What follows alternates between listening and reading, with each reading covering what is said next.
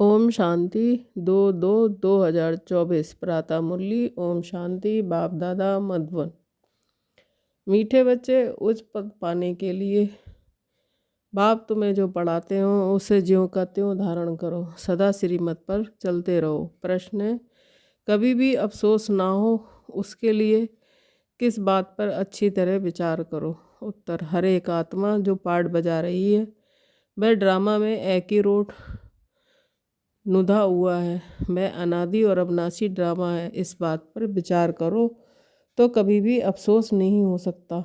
अफसोस उन्हें होता है जो ड्रामा के आदि मध्य अंत को रियलाइज नहीं करते। तुम बच्चों को इस ड्रामा को ज्यों का त्यों साक्षी होकर देखना है। इसमें रोने रूसने की कोई बात नहीं है। ओम शांति। रूहानी बाप बैठ रूहानी बच्चों को समझाते हैं कि आत्मा कितनी छोटी है, बहुत छोटी है, और छोटी सी आत्मा से शरीर कितना बड़ा देखने में आता है। छोटी आत्मा अलग हो जाती है तो फिर कुछ भी नहीं देख सकती। आत्मा के ऊपर विचार किया जाता है, इतनी छोटी बिंदी क्या क्या काम करती है। मैग्नीफाई ग्लास होते हैं, उनसे छोटे छोटे हीरो को देखा जाता है। कोई दाग आदि तो नहीं है, तो आत्मा भी कितनी छोटी है, कैसे मैग्नीफाई ग्लास है जिससे देखते हो। रहती कहाँ है, क्या कनेक्शन है, इन आँखों से कितना बड़ा धरती आसमान देखने में आता है। बिंदी निकल जाने से कुछ नहीं रहता, जैसे बिंदी बाप वैसे बिंदी आत्मा। इतनी छोटी आत्मा प्योर इम्प्योर बनती है, ये बहुत विचार करने की बातें हैं। दूसरा कोई नहीं जानते आत्मा क्या है, परमात्मा क्या है। इतनी छोटी आत्मा शरीर में रह क्या क्या बनाती है, क्या क्या देखती है। उस आत्मा में सारा पार्ट भरा हुआ है 84 का। कैसे वह काम करती है, बंडर है। इतनी छोटी सी बिंदी में 84 जन्मों का पार्ट नुदा हुआ है। एक शरीर छोड़ दूसरा लेती है, शरीर से आत्मा निकल गई तो शरीर मर गया। कितना बड़ा शरीर है और कितनी छोटी आत्मा है, ये भी बाबा ने बहुत बार समझाया है कि मनुष्य को कैसे पता पड़े कि ये सृष्टि का चक्र हर 5000 वर्ष बाद फिरता है। फलाना मरा, ये कोई नई बात नहीं। उनकी आत्मा ने ये शरीर छोड़ दूसरा लिया। 5000 वर्ष पहले भी इस नाम रूप को इसी समय छोड़ा था। आत्मा जानती है हम एक शरीर छोड़ दूसरे में प्रवेश करती हूँ। अभी तुम शिव जयंती मनाते हो, दिखाते हो 5000 वर्ष पहले भी शिव जयंती मनाई थी। हर 5000 वर्ष बाद शिव जयंती जो हीरे तुल है मनाते ही आते हैं। ये सही बातें हैं। विचार सागर मंथन करना होता है। जो औरों को समझा सके वह त्यौहार होते हैं। तुम कहेंगे नई बात नहीं है, हिस्ट्री रिपीट होती है। जो फिर 5000 वर्ष बाद जो भी पाठधारी हैं वह अपना शरीर लेते हैं, एक नाम रूप देश काल छोड़ दूसरा लेते हैं। इस पर विचार सागर मंथन कर ऐसा लिखें जो मनुष्य बंडर खाएं। बच्चों से हम पूछते हैं ना, आगे कब मिले हो। इतनी छोटी आत्मा से ही पूछना होता है ना, तुम इस नाम रूप में आगे कब मिले थे। आत्मा ने सुना तो बहुत तो कहते हैं हाँ बाबा आपसे कल पहले मिले थे। सारा ड्रामा का पार्ट बुद्धि में है। वह होते हैं हद के ड्रामा के एक्टर्स। ये है बेहद का ड्रामा। ये ड्रामा बड़ा एक्यूरेट है, इसमें ज़रा भी फर्क नहीं पड़ सकता। वह 22 स्कोप होते हैं, हद के मशीन पर चलते हैं। 2-4 रोल भी हो सकते हैं जो फिरते हैं। ये तो अनादि अविनाशी एक ही बेहद का ड्रामा है। इसमें कितनी छोटी आत्मा एक पार्ट बजाए फिर दूसरा बजाती है। 84 जन्मों का कितना बड़ा फिल्म रोल होगा। ये कुदरत है, कोई की बुद्धि में बैठेगा है तो रिकॉर्ड मिसल बड़ा वंडरफुल है। 84 लाख तो हो ना सके, 84 का ही चक्र है। इनकी पहचान कैसे दी जाए, अखबार वालों को भी समझाओगे तो डालेंगे, मैगजीन में भी घड़ी घड़ी डाल सकते हैं। हम इस संगम के समय की ही बातें करते हैं। सतयुग में तो ये बातें होंगी नहीं, ना कलयुग में होंगी। जानवर आज जो कुछ भी हैं सबके लिए कहेंगे, फिर 5000 वर्ष के बाद देखेंगे।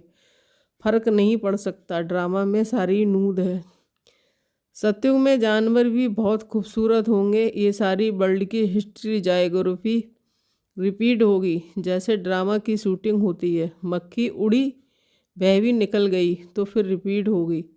अब हम इन छोटी छोटी बातों का ख्याल तो नहीं करेंगे। पहले तो बाप खुद कहते हैं, हम कल्प कल्प संगम युगे इस भागशाली रथ पर आता हूँ।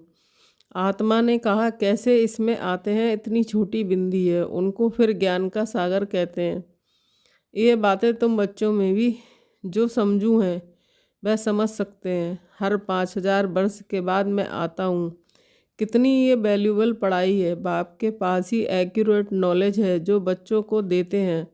तुम्हारे से कोई पूछे तुम झट कहेंगे सतयुग की आयु 1250 वर्ष की है। एक एक जन्म की आयु 150 वर्ष होती है। कितना पार्ट बचता है। बुद्धि में सारा चक्र फिरता है। हम 84 जन्म लेते हैं। सारी सृष्टि ऐसे चक्र में फिरती रहती है। ये अनादि अविनाशी बना बनाया ड्रामा है। इसमें नई एडिशन हो नहीं सकती। गायन भी है, चिंता ताकि कीजिए जो अनहोनी होए। जो कुछ होता है ड्रामा में नूद है। साक्षी होकर देखना पड़ता है। इस नाटक में कोई ऐसा पार्ट होता है तो जो कमज़ोर दिल वाले होते हैं वो रोने लग पड़ते हैं। तो नाटक है ना, ये रियल है। इसमें हर आत्मा अपना पार्ट बजाती है। ड्रामा कभी बंद नहीं होता। इसमें रोने रूसने की कोई बात नहीं है। कोई भी नई बात थोड़े ही है। अफसोस उनको होता है जो ड्रामा के आदि मध्य अंत को रियलाइज नहीं करते। ये भी तुम जानते हो। इस समय जो हम इस ज्ञान से पद पाते हैं, चक्र लगाकर फिर वही बनेंगे। ये बड़ी आश्चर्यप्रद विचार सागर मंथन करने की बातें हैं। कोई भी मनुष्य इन बातों को नहीं जानते। ऋषि मुनि भी कहते थे, हम रचता और रचना को नहीं जानते हैं। हमको क्या पता कि रचता इतनी छोटी बिंदी है, वही नई सृष्टि का रास्ता है। तुम बच्चों को पढ़ाते हैं ज्ञान का सागर। ये बातें तुम बच्चे ही समझाते हो। तुम थोड़े ही कहेंगे कि हम नहीं जानते हैं। तुमको बाप इस समय सब समझाते हैं। तुमको कोई भी बात में अफसोस करने की ज़रूरत नहीं है। सदैव हर्षित रहना है। उस ड्रामा की फिल्म चलते चलते घिस जाएगी, पुरानी हो जाएगी, फिर बदली करेंगे, पुरानी को खलास कर देते हैं। ये तो बेहद का अविनाशी ड्रामा है। ऐसी ऐसी बातों पर विचार कर पक्का कर लेना चाहिए। ये ड्रामा है। हम बाप की श्रीमत पर चल पतित से पावन बन रहे हैं और कोई बात हो नहीं सकती है जिससे हम पतित से पावन बन जाएं अथवा तमो प्रधान से सतो प्रधान बने।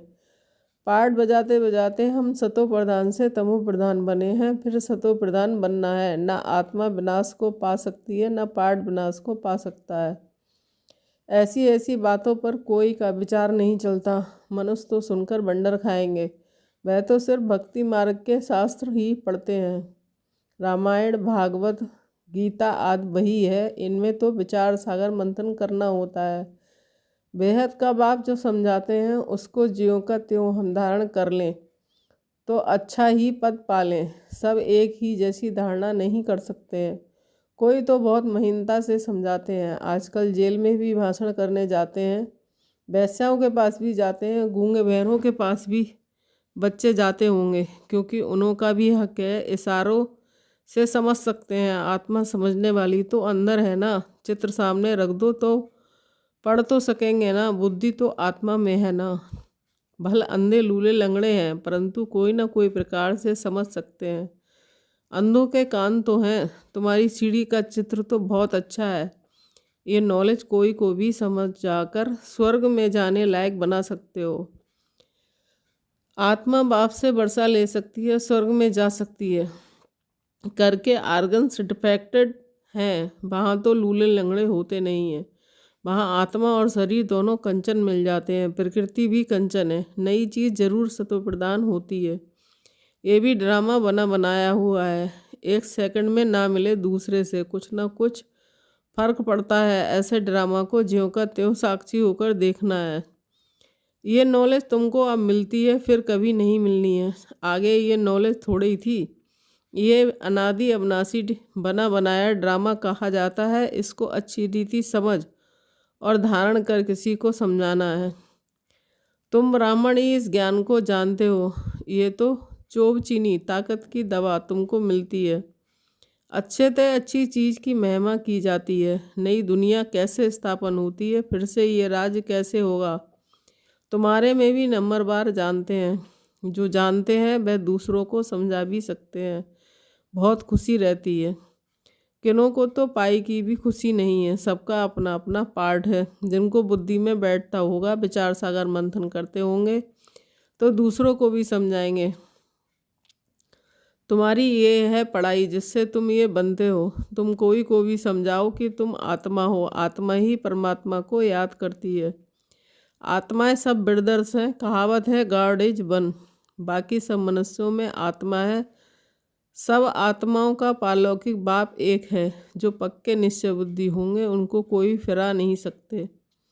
कच्चे को जल्दी फिरा देंगे। सर्वव्यापी के ज्ञान पर कितनी डिबेट करते हैं। वे भी अपने ज्ञान पर पक्के हैं। हो सकता है हमारे इस ज्ञान का ना हो। उनको देवता धर्म का कैसे कह सकते हैं। आदि सनातन देवी देवता धर्म तो प्राय लोप है। तुम बच्चों को मालूम है हमारा ही आदि सनातन धर्म पवित्र प्रवृत्ति वाला था। अब तो अपवित्र हो गया है। जो पहले पूज्य थे वह पुजारी बन पड़े हैं। बहुत पॉइंट्स कंठ होंगी तो समझाते रहेंगे।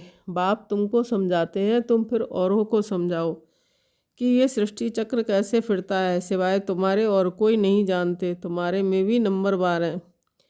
बाबा को भी घड़ी घड़ी पॉइंट्स रिपीट करनी पड़ती है क्योंकि नए नए आते हैं। शुरू में कैसे स्थापना हुई तुम्हारे से पूछेंगे, फिर तुमको भी रिपीट करना पड़ेगा। तुम बहुत बिजी रहेंगे। चित्रों पर भी तुम समझा सकते हो, परंतु ज्ञान की धारणा सबको एक रस तो नहीं हो सकती है। इसमें ज्ञान चाहिए, याद चाहिए, धारणा बड़ी अच्छी चाहिए। सतो प्रधान बनने के लिए बाप को याद जरूर करना है। कई बच्चे तो अपने धंधे में फंसे रहते हैं, कुछ भी पुरुषार्थ ही नहीं करते। ये भी ड्रामा में नूद है। कल्प पहले जिन्होंने जितना पुरुषार्थ किया है उतना ही करेंगे। पिछाड़ी में तुमको एकदम भाई भाई होकर रहना है। नंगे आए हैं नंगे जाना है। ऐसा ना हो पिछाड़ी में कोई याद आ जाए। अभी तो कोई वापस जा ना सके। जब तक विनाश ना हो स्वर्ग में कैसे जा सकेंगे। जरूर या तो सूक्ष्म वतन में जाएंगे या यहाँ ही जन्म लेंगे। बाकी जो कमी रही होगी उसका पुरुषार्थ करेंगे।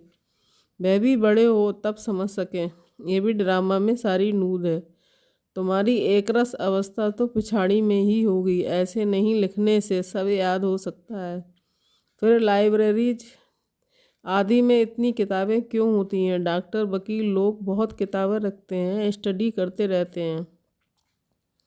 वह मनुष्य मनुष्य के वकील बनते हैं। तुम आत्माएं आत्माओं के वकील बनती हो।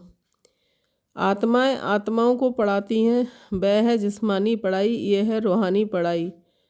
इस रूहानी पढ़ाई से फिर 21 जन्म कभी भूल चूक नहीं होगी। माया के राज में बहुत भूल चूक होती रहती है, जिस कारण से सहन करना पड़ता है। जो पूरा नहीं पढ़ेंगे कर्मातीत अवस्था को नहीं पाएंगे तो सहन करना ही पड़ेगा। फिर पद भी कम हो जाएगा। विचार सागर मंथन कर औरों को सुनाते रहेंगे तब चिंतन चलेगा। बच्चे जानते हैं कल पहले भी ऐसे बाप आया था, उसकी शिव जयंती मनाई जाती है। लड़ाई आदि की तो कोई बात नहीं है। वह सब है शास्त्रों की बातें। ये पढ़ाई है। आमदनी में खुशी होती है। जिनको लाख होते हैं उनको जास्ती खुशी होती है। कोई लखपति भी होते हैं, कोई कखपति भी होते हैं, अर्थात थोड़े पैसे वाले भी होते हैं। तो जिसके पास जितने ज्ञान रतन होंगे उतनी खुशी भी होगी। अच्छा मीठे मीठे शकील दे बच्चों के प्रति माता पिता बाप दादा का याद प्यार और गुड मॉर्निंग। रूहानी बाप की रूहानी बच्चों को नमस्ते। हम रूहानी बच्चों की रूहानी माता पिता बाप दादा को याद प्यार, गुड मॉर्निंग, नमस्ते नमस्ते, शुक्रिया बाबा शुक्रिया। धारणा के लिए मुख्य सार 1 पॉइंट। विचार सागर मंथन कर स्वयं को ज्ञान रत्नों से भरपूर करना है। ड्रामे के राज को अच्छी रीति समझकर दूसरों को समझाना है। किसी भी बात में अफसोस ना कर, सदा हर्षित रहना है। सेकंड, अपनी अवस्था बहुत काल से एक रस बनानी है। बाकी पिछाड़ी में एक बाप के सिवाय दूसरा कोई भी याद ना आए, अभ्यास करना है। हम भाई भाई हैं, अभी वापस जाते हैं।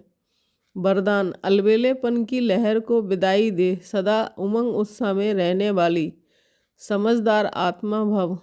स्पष्टीकरण, कई बच्चे दूसरों को देखकर स्वयं अलबेले हो जाते हैं, सोचते हैं ये तो होता ही है, चलता ही है। क्या एक ने ठोकर खाई तो उसे देखकर अलबेलेपन में आकर खुद को ठोकर खाना ये समझदारी है? बाप दादा को रहम आता है कि ऐसे अलबेले रहने वालों के लिए पश्चाताप की घड़ियाँ कितनी कठिन होंगी। इसलिए समझदार बन, अलबेलेपन की लहर को, दूसरे को देखने की लहर को मन से विदाई दो, औरों को नहीं देखो, बाप को देखो। स्लोगन: बारिश क्वालिटी तैयार करो, तब प्रतिष्ठा का नगाड़ा बजेगा। ओम शांति।